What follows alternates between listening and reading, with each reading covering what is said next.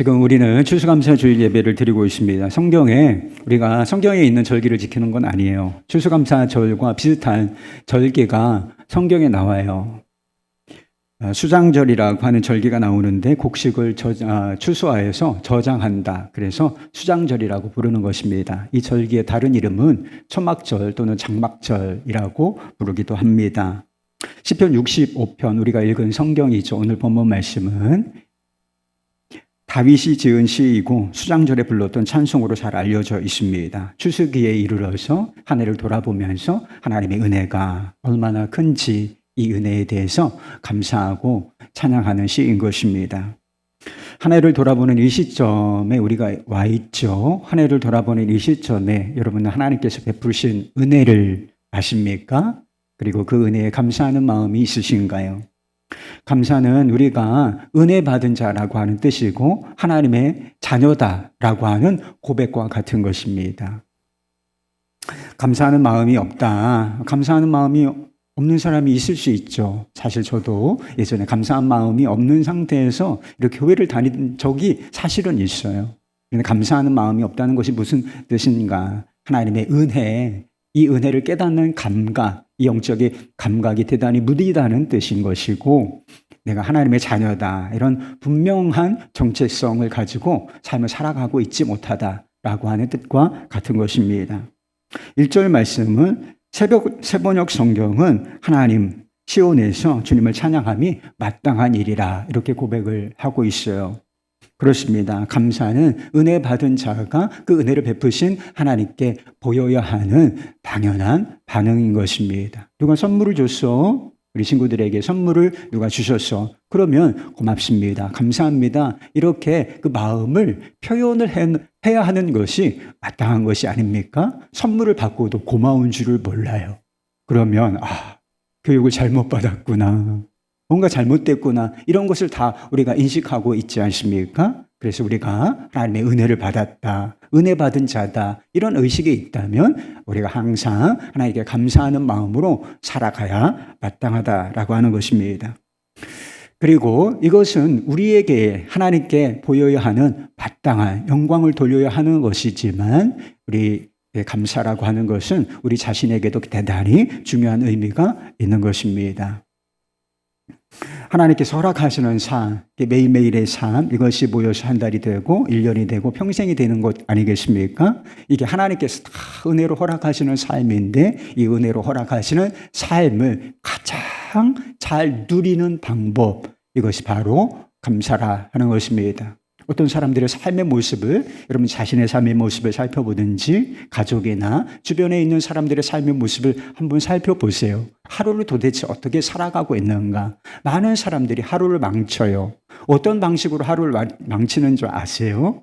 어제 불행한 일이 있었어요. 어려운 일이 있었습니다. 그거에 제대로 대처하지를 못했어요. 그래서 어제 그리고 그 과거의 일에 묶여서 후회하는 방식으로 살아가는 사람들이 얼마나 그랬으면 좋았을 것을 이렇게 망친 어려웠던 어제에 묶여서 살아가는 사람도 많고 아직 오지 않은 내일을 불안해하면서 내일은 또 어떤 일이 생길까? 내일은 어떻게 먹고 살고 내일은 어떻게 무슨 일이 생길까? 이렇게 아직 오지 않은 내일, 미래를 불안해하면서 염려하며 사는 사람들이 얼마나 많은가요? 근데 사실 중요한 것은 오늘이고 현재인데 이게 선물로 주어진 것인데 이것을 어제에 대해서 후회하고 그리고 내일에 대해서 걱정하는 방식으로 하나님께서 허락하신 오늘을 망쳐가는 사람들이 많다라고 하는 것입니다.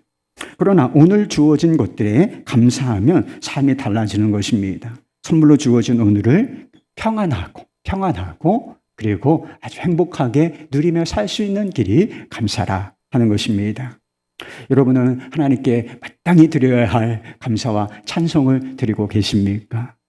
우리가 그리스도 안에 있다면, 네 안에 예수님을 믿는 믿음이 있다면 우리 모두는 하나님께 감사해야 할 마땅한 이유가 있다라고 하는 것입니다. 많은 이유가 있지만 이 본문에서 제가 묵상하게 된 것은 딱 두 가지 이유입니다. 첫 번째 이유는 죄 사함의 은혜를 받았기 때문이라는 것입니다. 3절 말씀입니다. 죄악이 나를 이겼사오니 우리의 허물을 주께서 사하시리다. 죄악이 나를 이겼다. 좀 독특한 표현인데 이게 다윗이 지은 시라고 했잖아요. 이게 죄악이 다윗을 이긴 아주 대표적인 경건한 사람이었다가 한순간에 이 완전히 무너지게 되는데 죄가 다윗을 이긴 이 대표적인 사건이 밧세바를 간음한 사건이 아니겠습니까? 그 죄를 무시하고 덮으려다가 더 큰 죄를 짓게 되는데 그녀의 남편 우리아까지 아주 충성스러운 신하를 전장터에 내보내서 죽게 만드는 살인교사의 죄를 지었다는 것입니다. 간음에 살인에 여러분 인간적으로 생각하면 용납받기 어려운 죄를 지은 것이 아니겠습니까? 시편 51편을 보면 이 죄를 지은 다윗의 마음이 어떠한지, 고통이 어떠한지가 잘 드러나 있습니다.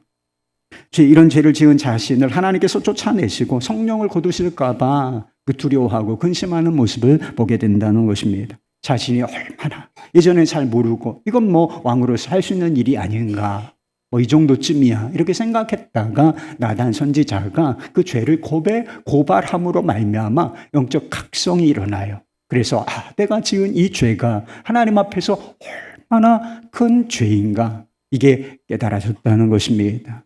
그래서 막 죄 속에서 어찌할 줄을 모르면서 고통하는 모습이 그 시에 나타나 있습니다.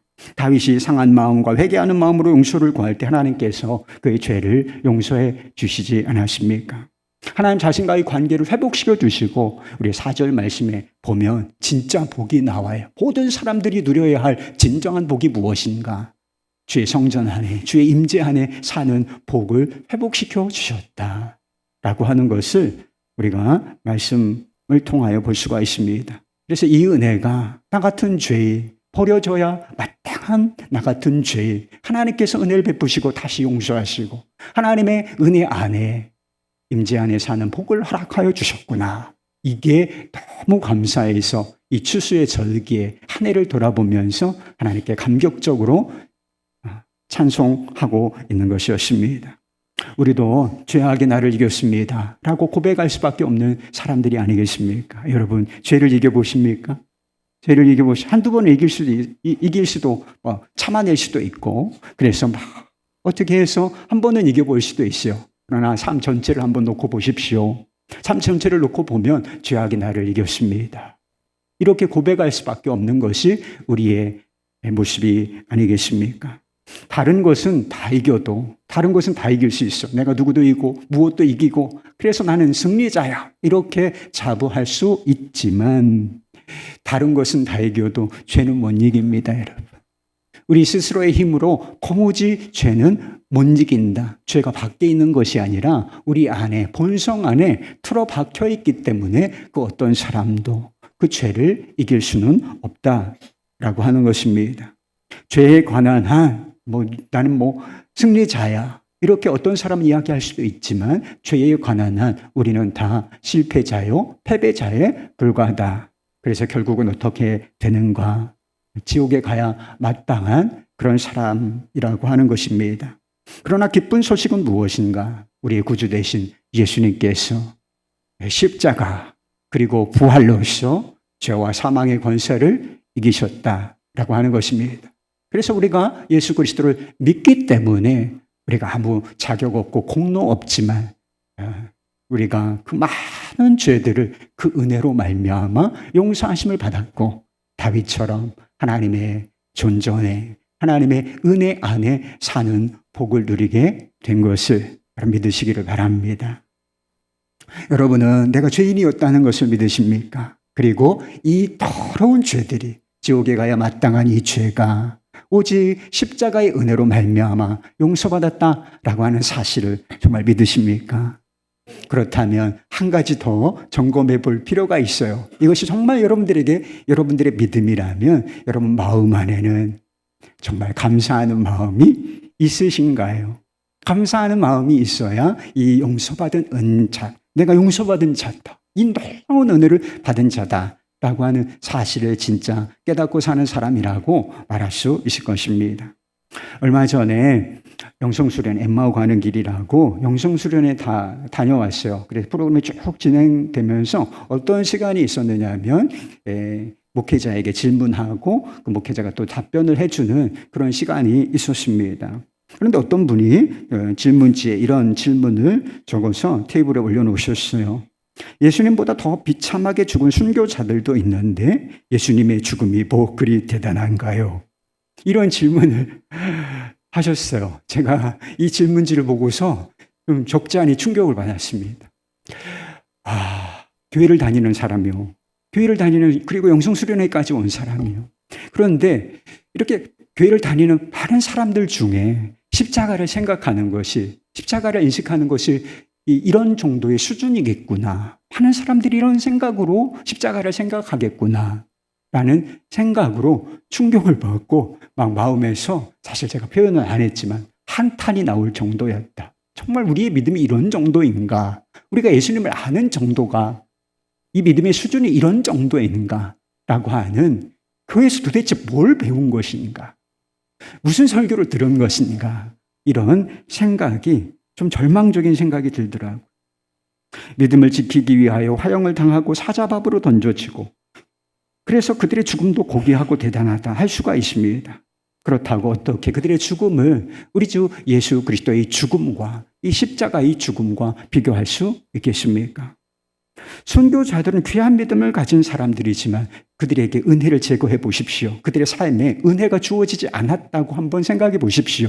그러면 그들도 지옥에 가야 마땅한 죄인들이다. 이게 그들에 관한 진실이에요. 그리고 그들이 죽음으로 누구를 구원했습니까? 뭘 살렸나요? 그 죽음과 그 희생으로서 그들이 구원받을 수 있을 거야. 자기 목숨도 구원을 못해요. 여러분, 우리가 희생과 노력과 수고와 그 무엇으로 구원을 받는 것입니까? 그들이 순교했기 때문에 구원을 받는 것인가요? 절대로 아니라 은혜로 구원을 받는 거죠. 믿음으로 구원을 받는 것입니다. 그래서 그 죽음으로 믿음을 지켜낸 것이지만 그래서 고귀하다. 그래서 믿음의 본을 보이고 그것이 순교의 씨앗이 되어서 교회가 건강하게 세워진 것은 맞지만 그 믿음이 위대하다라고까지 말할 수는 없는 것이 아니겠습니까? 그러나 예수님의 죽음이 잔인하고 고통스러워서 이 십자가형은 잔인하고 고통스러운 거예요. 그런데 잔인하고 고통스럽기 때문에 예수님의 죽음이 위대한 것이 결코 아니라는 것입니다. 십자가에서 죽으신 그분이 누구냐? 그분이 위대하신 분이시기 때문에 그 십자가의 죽음이 위대한 것입니다. 예수님은 인간이시죠. 완전한 인간이시죠. 그래서 예수님은 완전한 인간이셨을 뿐만 아니라 하나님의 아들이셨다. 하나님의 아들이 어떤 분이시냐? 하나님의 아들은 하나님이세요. 그래서 우주 만물을 창조하신, 말씀으로서 우주 만물을 창조하신 하나님 자신이셨습니다. 그런데 영원하시고 전능하신 하나님께서 누구를 위하여 죽으셨는가? 누구를 위해서 죽으신 거예요? 고귀한 사람? 의로운 사람? 거룩한 사람? 선한 사람? 아니에요. 나 같은 더러운 죄인. 지옥에 던져넣어야 마땅한 그런 죄인들을 위해서 예수님께서 죽으신 것이 아니겠습니까? 여러분, 벌레를 위해서 죽을 수 있다고 한번 생각해 보세요. 예전에 그런 찬양이 있어요. 벌레만 못한 내가 용서받을 수 있나요? 이런 찬양이 있었지 않았습니까? 우리가 벌레를 위해서 죽는 것보다 주님께서 우리 같은 죄인을 위해서 죽는 것이 비교할 수 없는 거예요, 여러분. 그것은. 그 죽음으로써 주님께서 위대한 일을 이루셨기 때문에 그 죽음이 위대한 것입니다. 그 한 죽음이에요. 예수님의 한 죽음이 많은 생명들, 그를 믿는 많은 사람들의 생명과 목숨을, 영원한 생명을 얻게 하였기 때문에 그 죽음이 위대한 것입니다. 도대체 어떻게 이런 일이 일어나요? 한번 상상해 보십시오.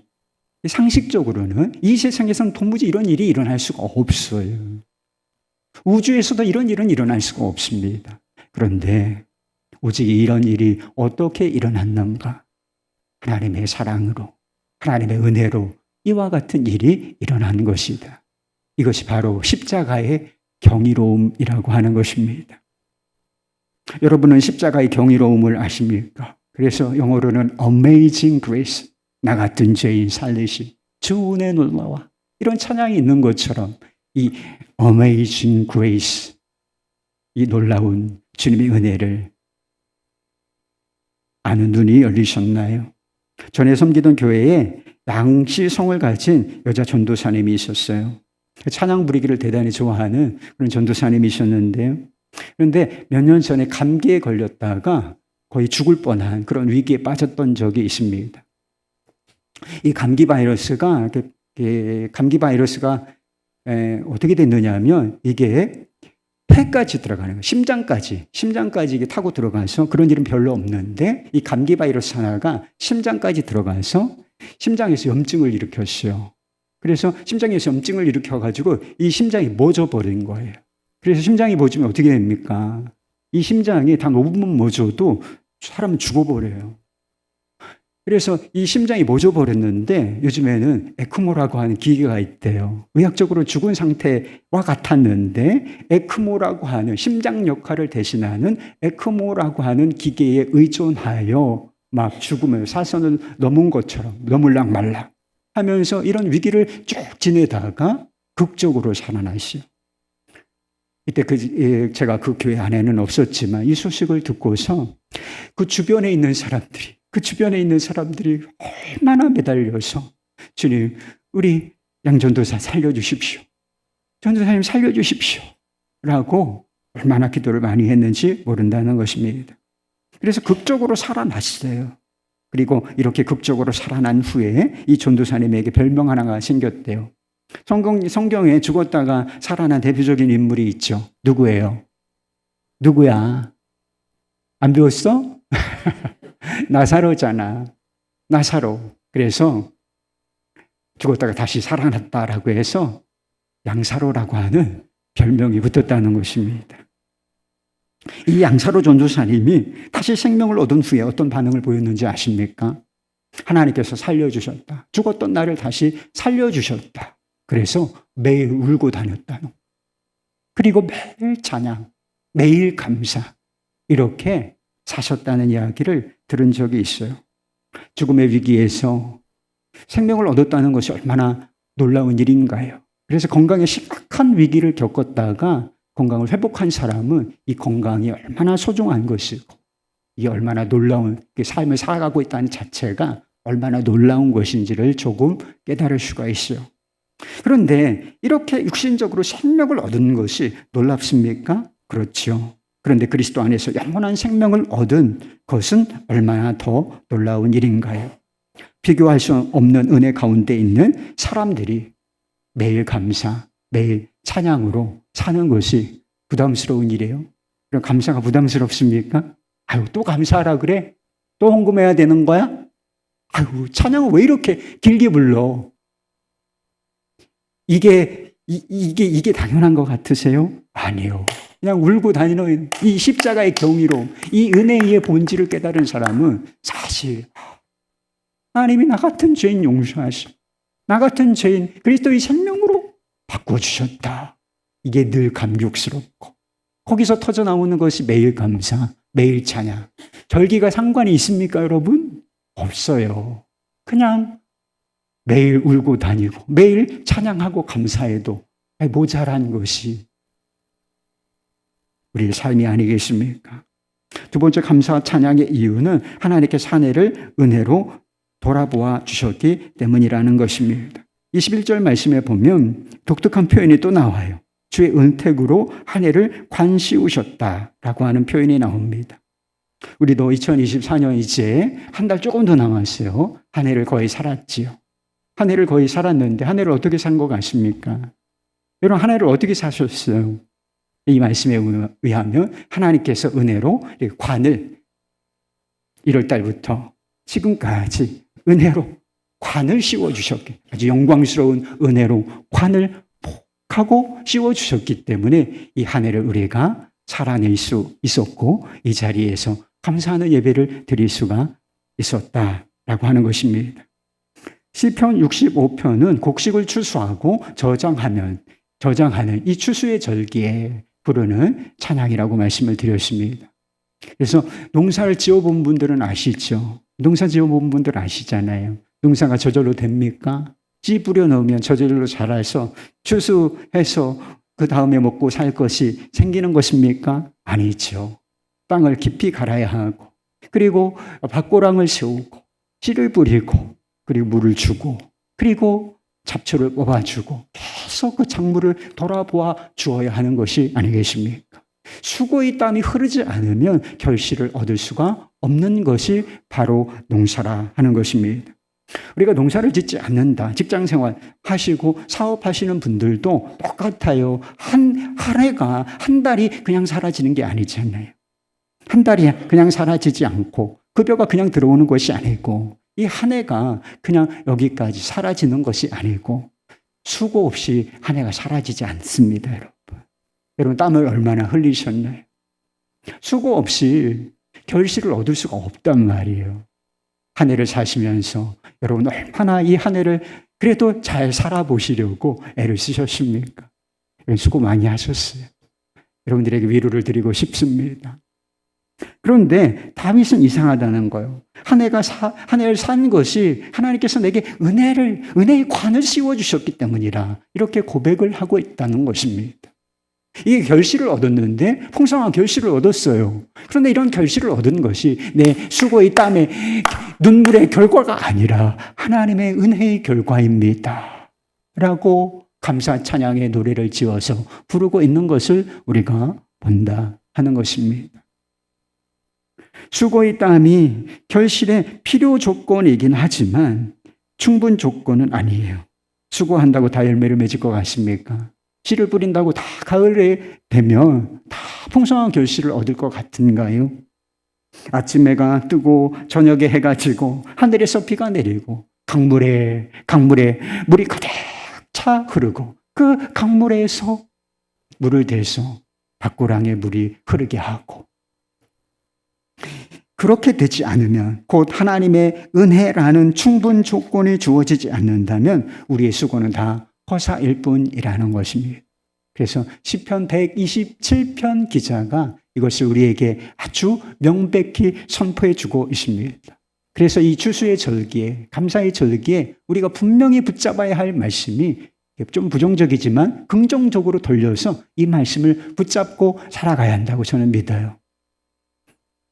1, 2절 말씀, 여호와께서 집을 세우지 아니하시면 세우는 자의 수고가 헛되며, 여호와께서 성을 지키지 아니하시면 파수꾼에 깨어 있음이 헛되도다. 너희가 일찍 일어나고 늦게 누우며 수고의 떡을 먹음이 헛되도다. 은혜라는 충분 조건이 주어지지 않으면 수고는 나싱이라는 거예요. 결과는 없을 것이다.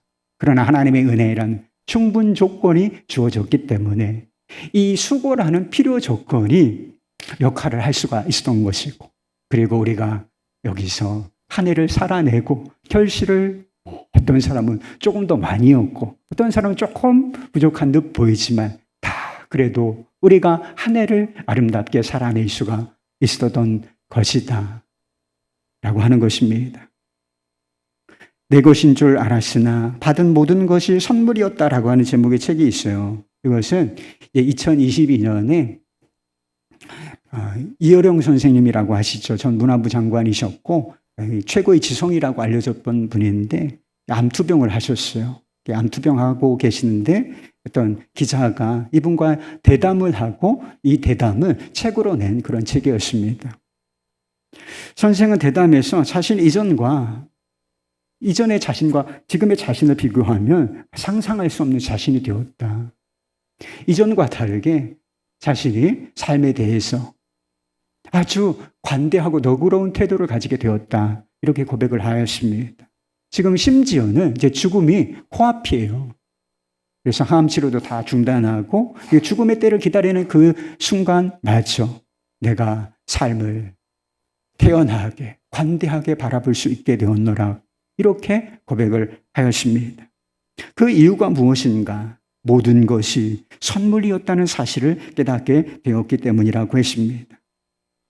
내 집도, 자녀도, 내 책도, 내 지성도, 분명히 내 것인 줄 알았는데 다 기프트였어.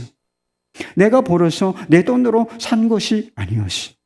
선물로 받은 이 생명처럼 내 힘으로 이뤘다고 생각한 게 선물이더라고. 이렇게 고백하셨습니다. 여러분, 우리의 삶은 도대체 언제쯤 변화될까요? 삶이 언제쯤 변화될까요? 우리는 언제쯤 관대하고 태연해질 수 있겠습니까? 도대체 우리는 언제쯤 감사하며 살 수 있을까요? 지금 가지고 있는 모든 것이 그저 수고의 결과가 아니라 하나님의 은혜의 선물이라는 사실을 우리가 마음 깊이 깨닫고 그 고백이 이 모든 것이 하나님의 은혜입니다. 이런 고백이 하나님께 드려질 때 우리의 삶은 변화되는 것입니다. 그리고 모든 순간에 감사할 줄 아는 자가 되리라고 믿습니다. 이 시간에는 한 해를 돌아보면서 하나님께서 허락하신 은혜를 감사로 고백드릴 감사의 증인을 초대하였습니다. 이진아 집사님, 하나님께 감사의 고백을 올려드리겠습니다.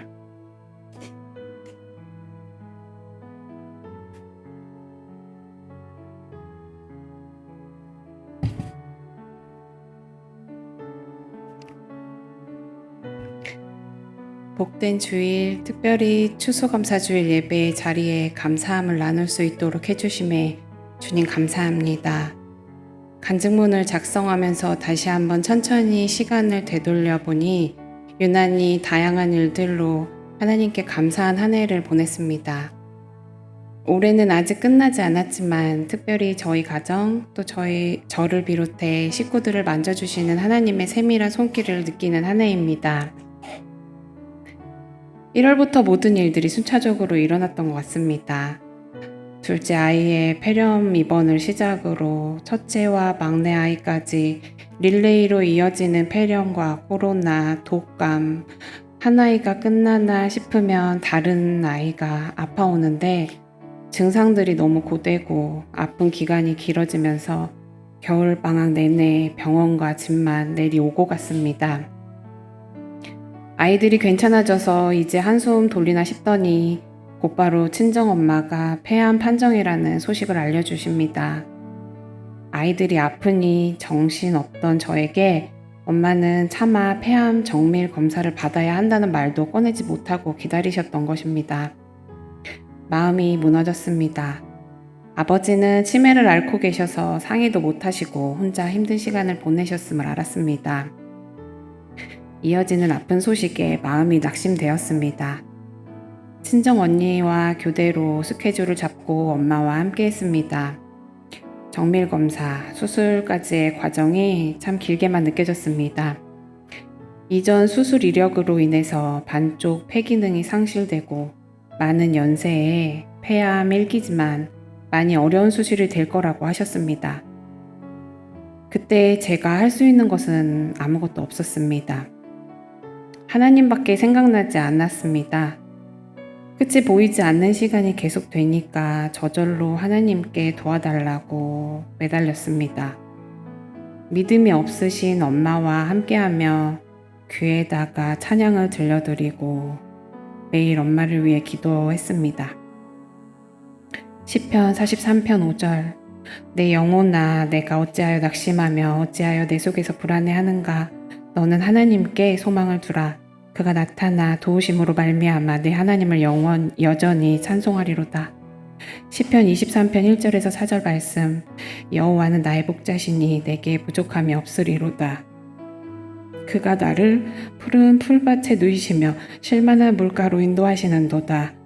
내 영혼을 소생시키시고 자기 이름을 위하여 의의 길로 인도하시는도다. 저에게 해주시는 하나님의 말씀으로 들렸습니다. 고난이고 고통이라고 생각했던 그 시간이 주님께 의지하고 더 가까이 나아가는 축복의 과정임을 알게 해주시는 주님의 사랑과 위로로 느껴졌습니다. 너무 감사했고 또 눈물도 났습니다. 친정엄마는 예상과는 다르게 암의 위치가 좋아서 간단한 수술로 끝낼 수 있었습니다. 회복도 퇴원도 예상보다 빠르게 이루어졌습니다.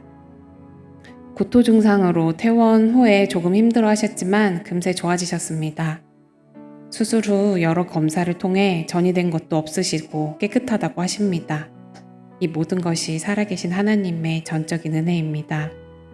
이 시간을 지나고 나니 너무나 확실하고 선명해집니다. 이 이후에 제가 모든 것을 바라보는 시선과 마음과 생각의 변화가 되었던 듯합니다.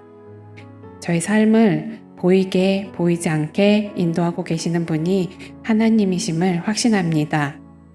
아이들을 키우면서 전전긍긍하는 일들, 남편과의 관계 속에 때때로 어긋나는 부분들, 주변의 관계로 인한 마음의 어려움이 닥칠 때 저에게 불과 며칠 전까지 지속되던 알 수 없이 찾아왔던 2달 이상 계속된 기침과 가슴 통증, 이런 크고 작게 일어나는 일들이 이제는 불평과 불만에 반응되어지기보다는 그래, 이유가 있을 거야. 내가 또 지금 이 상황에 집중하고 또 마음이 뺏기고 있구나. 기도하라고 하시는구나. 주님 알겠습니다. 맞아요. 저 그랬어요. 마음을 다시 돌이켜 주님 앞으로 나아가도록 노력하게 되는 것 같습니다. 저의 이런 변화에 참 감사합니다. 죄 많고 연약하고 한없이 부족한 저를 구원해 주신 것도 감사한데 이 마음에 믿음의 씨앗이 심겨지게 되어 기도할 수 있음이 감사하고 교회 안에서 여러 사랑의 공동체를 만나게 해주심에 감사합니다. 또 그 안에서 섬김을 받고 섬기고 교제를 나누고 기쁘고 어려운 상황을 함께 나누며 필요할 땐 힘을 모아 중보기도로 그 힘을 받기도 하고 주님의 이름으로 모여 하나가 되어가는 것에 함께 할 수 있음에 감사합니다. 제가 구하는 그 이상의 것으로 채워주시는 은혜에 감사하며 앞으로 다듬어져야 할 것이 아직도 너무나 많은 저와 저희 가정이지만 한 걸음씩 믿음으로 성장하고 나아가게 해주시면 감사합니다. 추수감사주의를 맞아 진행하는 감사 챌린지도 참여하고 있습니다. 감사 메시지 묵상을 통해 그동안 잊고 있었던 감사의 하루를 지내며 감사의 내용을 동행일기로 기록하는 것인데 놓치고 살았던 감사들이 많았음을 알게 되고 또 당연하게 여기고 살았던 하나님의 사랑을 보고 느끼게 되는 것 같아 요즘 더 감사의 눈이 열리는 듯합니다. 아이들과도 5가지 감사 제목으로 매일 감사를 드리고 있게 되니 참 감사의 연쇄작용 같아서 더없이 좋습니다. 저 또한 하나님께 받은 사랑과 감사를 함께 나누고 흘려보낼 줄 아는 하나님의 자녀로 또 하나님의 가정으로 사용되어지기를 소망하며 마지막으로 뜨문뜨문 예배의 자리에 함께하던 저희 남편 김명환 성도의 마음을 만져주셔서 하나님 감사합니다. 이제는 다시 우리 5명 온 가족이 처음 그날처럼 주일 예배의 자리 함께 할 수 있게 해주시고 그 기도를 들어주셔서 감사합니다. 이 모든 것 주님이 하셨습니다. 감사합니다.